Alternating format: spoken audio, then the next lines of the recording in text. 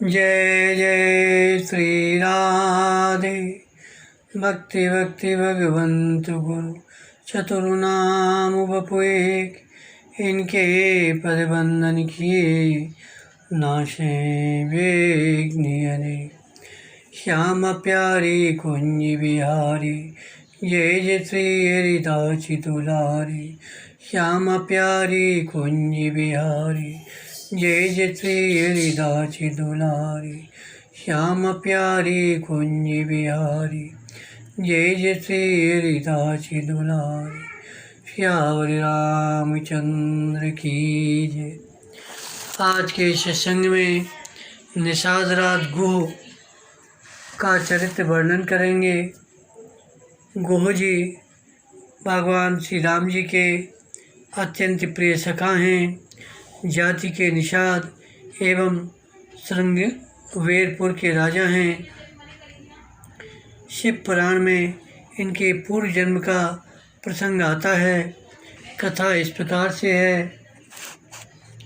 एक जंगल में गुरुद्रोह नाम का एक भील रहता था। जीवों की हिंसा करना उसका सहज कर्म बन गया था। उसी से वह परिवार का पालन पोषण करता था। महाशिवरात्रि का दिन था। वह प्रातःकाली शिकार की टोह में घर से निकल पड़ा, परंतु दैवयोग से उस दिन उसे कुछ नहीं मिला। संध्या हो गई। घर के लोग भूखे बाट देखते होंगे, अतः अवश्य में कुछ लेकर लौटना चाहिए, ऐसा विचार किया। यह विचार कर वह भील एक जलाशय के समीप बेल के वृक्ष पर चढ़ गया। उसके नीचे एक शिवलिंग था। रात्रि के प्रथम पहर में एक हरणी जल पीने के लिए जलाशय पर आई। भील हर्षित होकर अपना धनुष बाण संभालने लगा।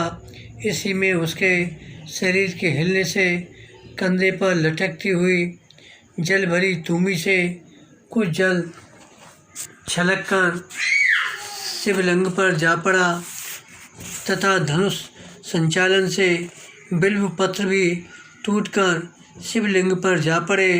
इस अचानक संपादित हुए शुक्र से उस भील का बहुत सा पाप तत्काल नष्ट हो गया। इतने में हरणी की दृष्टि व्याध पर गई।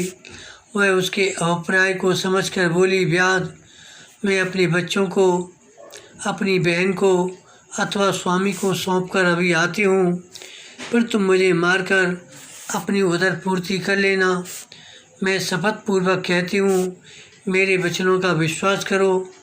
अकस्मात संपन्न शिव अर्चन से के पुण्य प्रभाव से व्याध ने दया करके उस हरणी को छोड़ दिया। थोड़ी देर बाद उसी हरणी की बहन दूसरी हरणी वहीं जल पीने के लिए आई। इसके वध का उद्योग करते समय पुनः पूर्ववत जल और बिल्वदल शिवलिंग पर जा गिरा।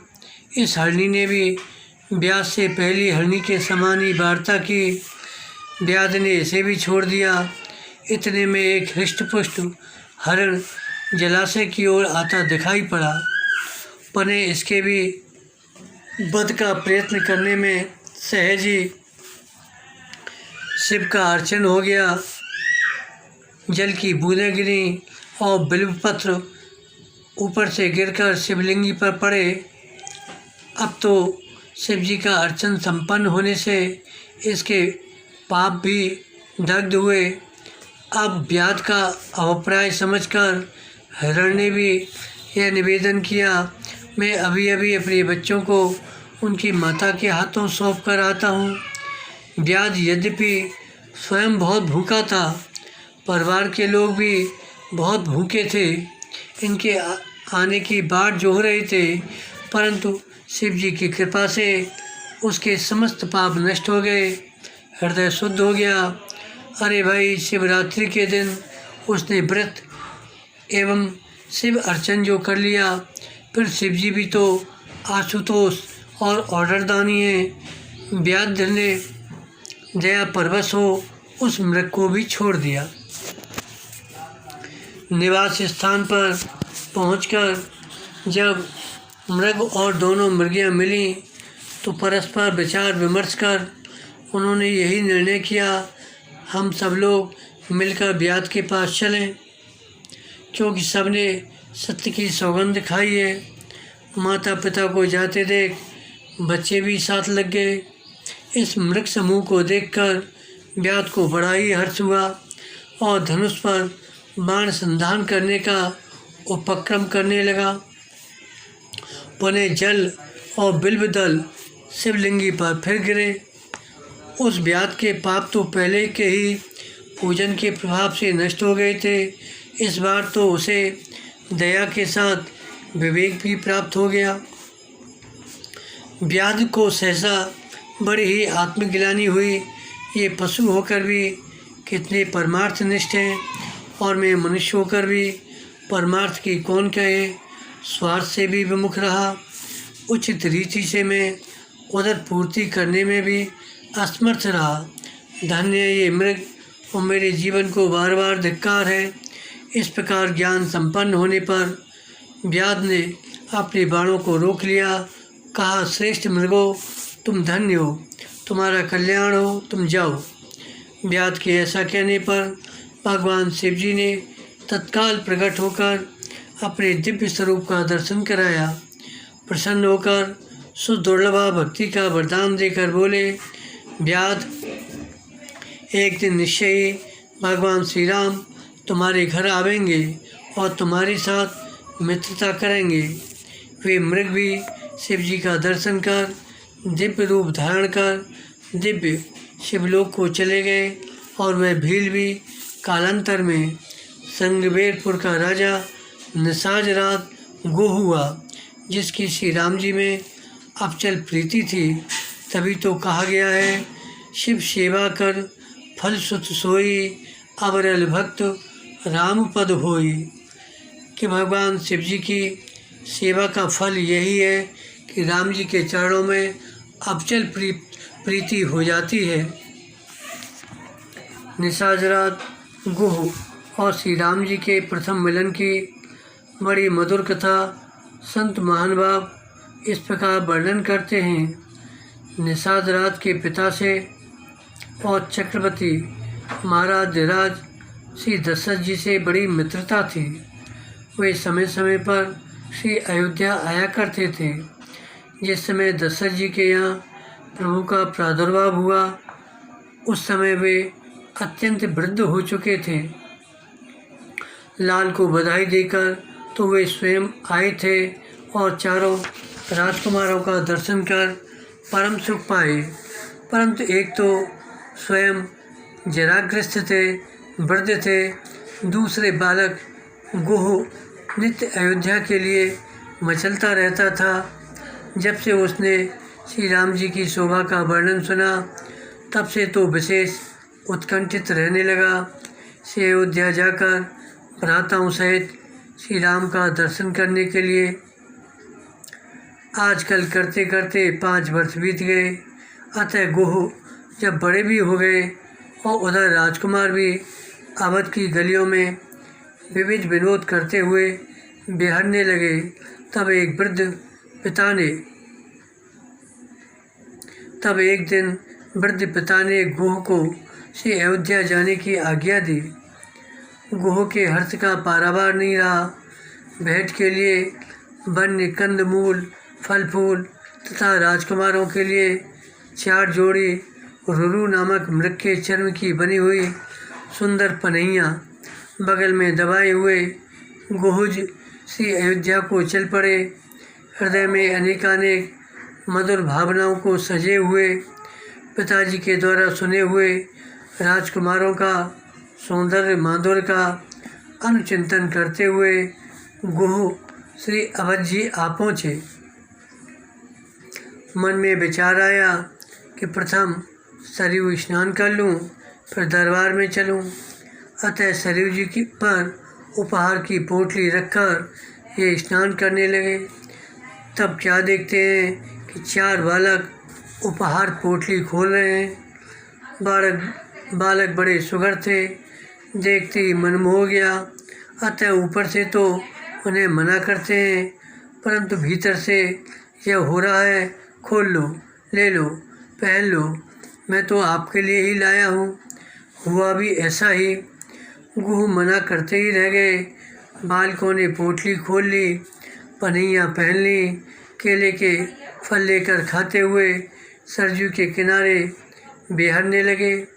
गुह नाराज भी हो रहे थे और प्रसन्न भी। स्नान करके बाहर निकले। वस्त्र बदलकर बालकों के समीप पूछे। कुछ रीझे थे, कुछ खींचे थे। बोले, आप लोग किसके बालक हैं? आप लोगों को मालूम नहीं, मैं उपहार चक्रवर्ती महाराज कुमारों के लिए लाया था। बालक मधुर मुस्कान पूर्वक बोल पड़े, ओहो, तब तो हमारे लिए ही था। गुह ने पूछा, तो क्या महाराज श्री दशरथ राजकुमार आप ही हैं? बालकों के उत्तर देने के पूर्व ही गुह का हृदय बोल पड़ा, गुह, सचमुच महाराज श्री दशरथ राजकुमार यही हैं। तुम्हारे परमाराध्य प्रिय सखा यही हैं। तुम्हारे जीवन धन प्राण सर्वस्व यही हैं। गुह के हृदय के कथन का ही समर्थन बालकों ने भी किया। वे बोले, सखा महाराज कुमार हम ही हैं।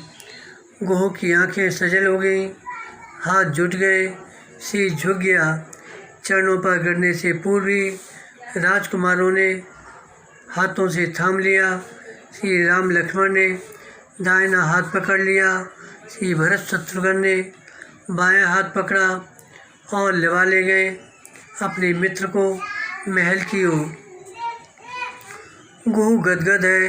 कृपा को विचार कर चक्रवर्ती जी चकित हैं। सख्य प्रेम रस को देखकर राजकुमारों ने पिताजी को प्रणाम किया।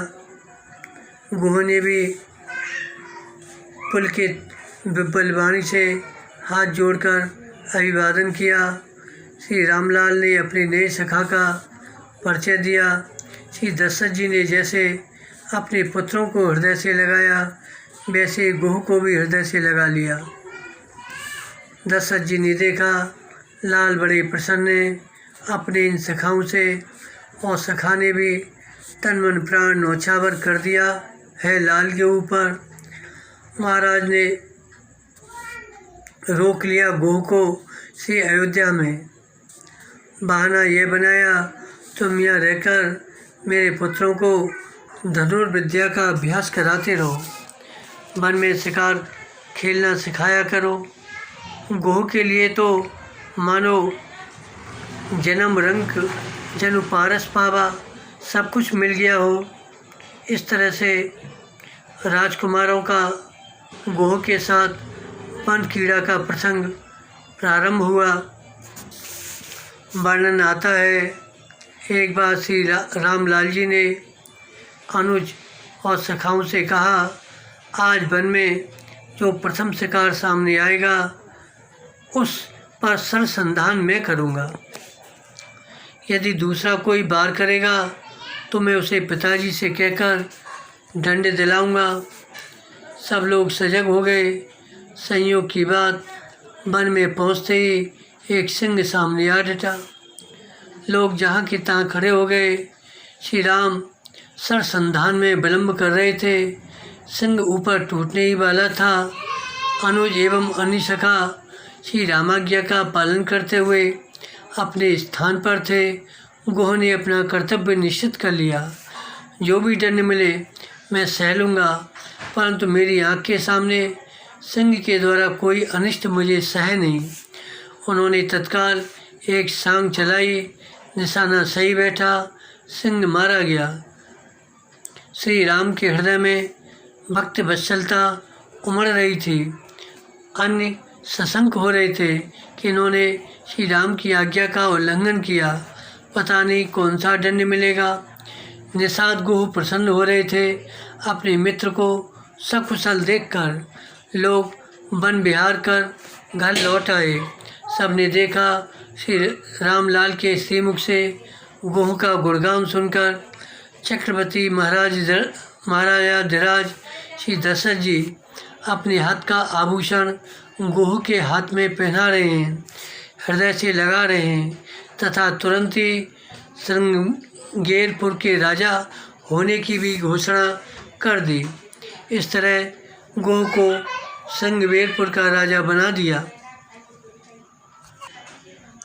प्रियादास जी कहते हैं, भीलन को राजा गुह राम अब्राहम प्रीत भयो, वनवास मिलो मार्ग में आए के, करो ये राज्यो विराट सुख दीजे मुको, बोले चैन साथ तजो आज्ञा पितु पाए के, दारुण वियोग कुलात दृग अश्रुपात, पीछे लोहू जात बह सके कौन गाय के, रहे नैन मूद रघुनाथ बिन देखो कहा, आहा प्रेम रीत मेरे ये रही छाए के। प्रियादास जी कहते हैं कि गंगा जी के तट पर स्थित श्रृंगेरपुर के निवासी भीलों के राजा गुह का भगवान श्री रामचंद्र जी में अलौकिक प्रेम था। जब भगवान को वनवास हुआ तब उनके आने का समाचार सुनकर निषाद राज मार्ग में ही आकर मिले और यह प्रार्थना की, प्रभु श्रृंगेरपुर का राज्य आपका ही है, आप यहाँ के शासक राजा बनकर विराजिए, मुझ दास को यही सुख दीजिए। रामचंद्र जी ने कहा, सब सुखों का साथ समाज मैंने पिताजी की आज्ञा से त्याग दिया है, मैं तो नगर में प्रवेश भी नहीं कर सकता। भगवान के वन में चले जाने पर निषाद राज जी असह्य वियोग से अत्यंत व्याकुल हो गए। इनकी आंखों से निरंतर अश्रुपात होता रहता था। बाद में रोते रोते उनके नेत्रों से आंसुओं के बदले खून बहने लगा। उनकी इस अवस्था का वर्णन भला कौन कर सकता है। आपने अपने नेत्रों को बिल्कुल बंद कर लिया। लोगों के पूछने पर कहते, भला अब मैं रघुनाथ जी के बिना किसको देखूं। वाह धन्य निषाद राज जी के प्रेम की यह रीति मेरे हृदय में बस गई। प्रियादास जी कहते हैं, बार बार यह प्रीति याद आती है। वनवास की लीला समाप्त करके 14 वर्षों के बाद पुष्पक विमान पर बैठकर जब श्री रघुनाथ जी आए तब आपके साथी भीलों ने कहा, प्रभु पधारे हैं, उनका दर्शन कीजिए। पर निषाद राज को विश्वास नहीं हो रहा था। वे वियोग से व्याकुल होते हुए बोले, मैं फिर से श्री राम को पाऊँ ऐसा मेरा भाग्य कहाँ है। सेवकों के कहने पर भी निषाद राज को प्रतीति नहीं हुई। तब सेवकों ने जाकर प्रभु से निवेदन किया। तब प्रभु स्वयं निषाद राज जी के समीप आकर बड़े प्रेम से बोले, मित्रवर, मैं आपके सामने खड़ा हूँ और आपने नेत्र बंद किए हैं, अब तो आप नेत्र खोलकर दर्शन करें। आहा, प्रेम की कैसी अद्भुत महिमा है। कोई तो कहता है कि प्रभु मुझे दर्शन दो, परंतु दर्शन नहीं होता। यहाँ प्रभु स्वयं कहते हैं, मुँह को देखिए, परंतु अब भी निषाद राज को पूर्ण प्रतीति नहीं हुई है, क्योंकि 14 साल बहुत होते हैं। फिर जंगल पहाड़ में भटकना, जहाँ तहाँ का पानी पीना, प्रभु के स्वर पहचानने से लगते तो थे, परंतु पहाड़ का पानी लगने से कुछ बदला बदला सा स्वर लग रहा था। अतः अब भी आँख नहीं खोले। परंतु जब प्रभु ने बार बार कहा कि सचमुच मैं आपका मित्र राम ही हूँ, तब निषाद राज जी ने प्रथम चरण स्पर्श किया। एक पंथ दो काज होंगे, प्रणाम का प्रणाम और पहचान की पहचान। श्री चरण कमलों की कोमलता ने सत्यता का परिचय दिया। फिर तो निषाद राज जी चरणों में लिपट गए। भगवान ने गुह राज को गले से लगाया। चरणों में पड़ने पर बंधी आँख की गांठ ऊपर पड़ गई, दिखने लगी। तब प्रभु ने अपने कर कमलों से उनकी पट्टी खोली। आज 14 वर्ष के बाद निषाद राज ने प्रभु का दर्शन किया। अब तो निषाद राज प्रभु से लिपट गए। स्पर्श से प्राप्त दिव्य सुख सागर में डूब गए। उनके गए हुए प्राण मानो पुनः आ गए हों। निषाद राज ने अपने को परम सौभाग्यशाली माना। श्री प्रियादास जी कहते हैं, ऐसे विलक्षण प्रेम की बात किस प्रकार से वाणी से वर्णन करने में नहीं आती।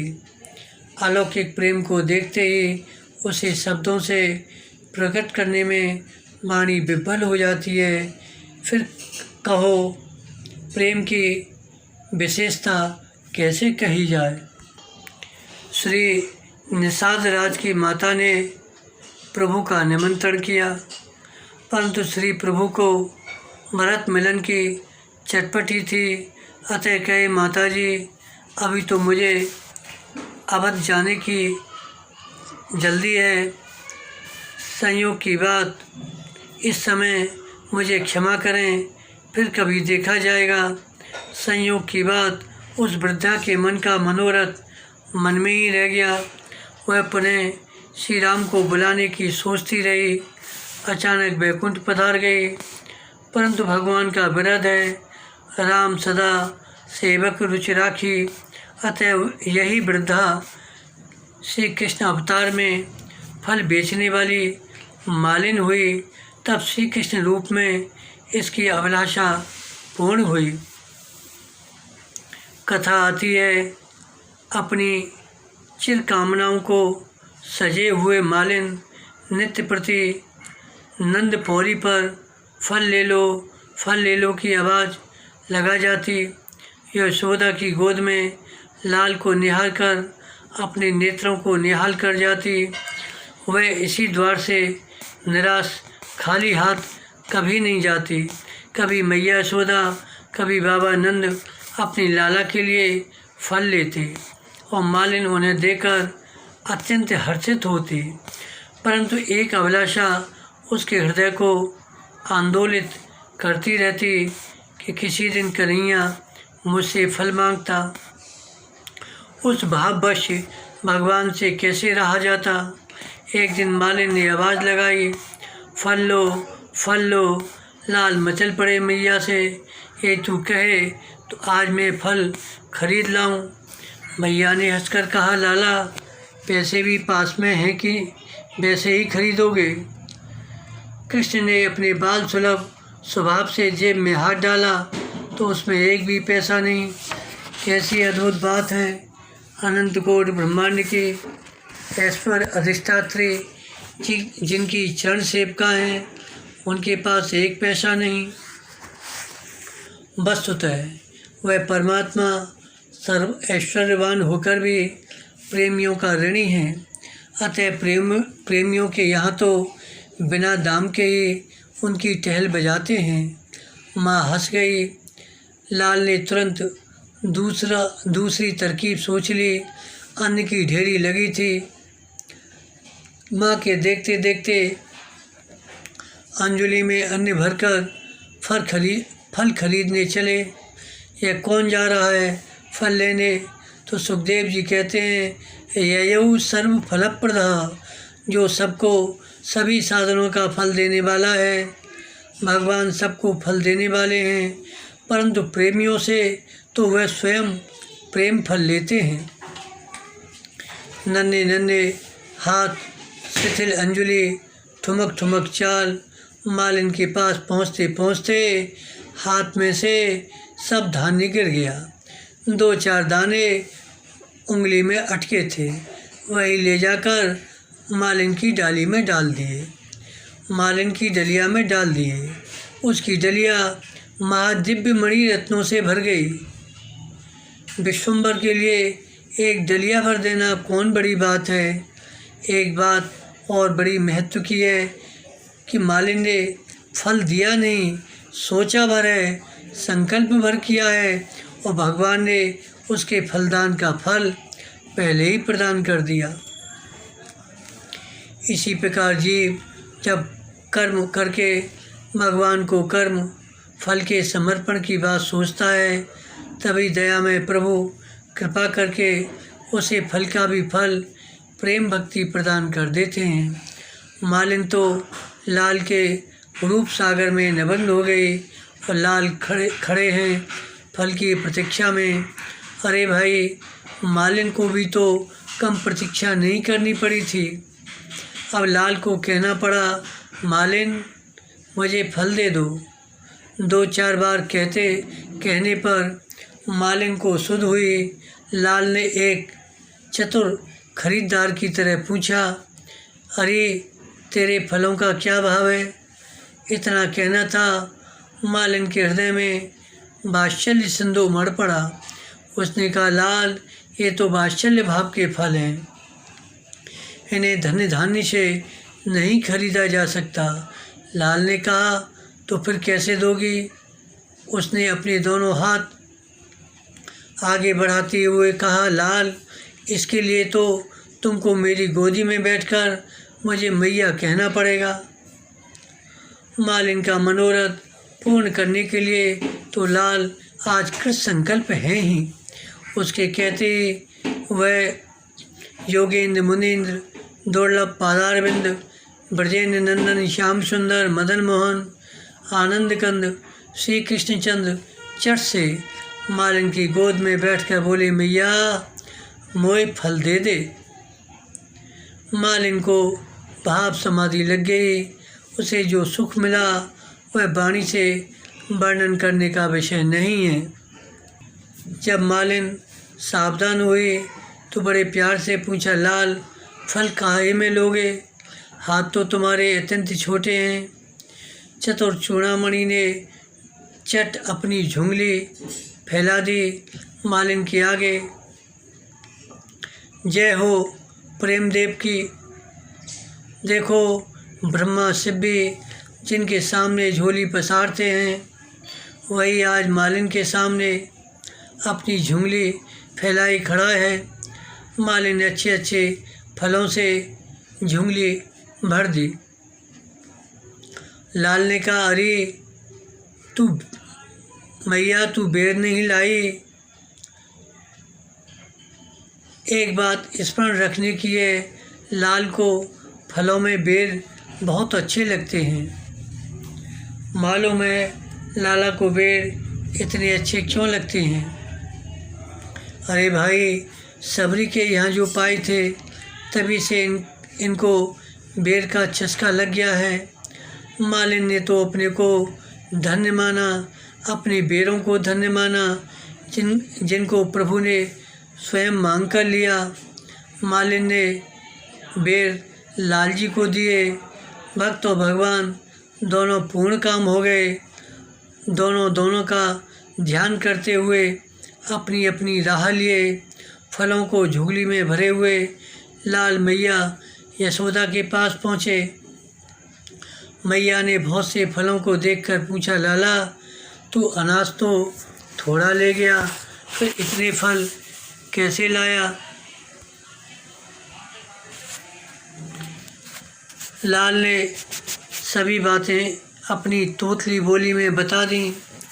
मैया ने कहा, चौरी कन्हैया, मैंने तो इतना जप तप किया, व्रत अनुष्ठान किया, तब मैया बन पाई। इस मालिन को तूने 4 बेर पर ही मैया बना दिया। लाल ने कुछ नहीं कहा, केवल मुस्करा दिए। मुस्कुराने का हेतु यह था, भला मैया को क्या मालूम इसका मेरे ऊपर कितना मूलधन, कितना ब्याज बढ़ा हुआ है। तब इसने मैया पद पाया। यह जब श्री राम जी जब सिंगवेरपुर से चले तो सखा निषाद राज को भी पुष्पक विमान पर बैठाकर अयोध्या लेवा लाए। श्री राम राज्याभिषेक महोत्सव संपन्न होने के कुछ दिन बाद सबकी विदाई हुई। प्रभु ने सबका ही बड़ा समादर किया, पर निषाद राज जी का विशेष सम्मान किया। श्री निषाद राज की व्रता माता श्री कृष्ण अवतार में फल बेचने वाली मालिन हुई, तब श्री कृष्ण रूप में भगवान ने इसकी अभिलाषा पूर्ण की थी। बोलो भक्त भगवान की जय, निषाद राज गुहो की जय, जय श्यावर रामचंद्र की जय, जय जय श्री राधे, जय जय श्री राधे।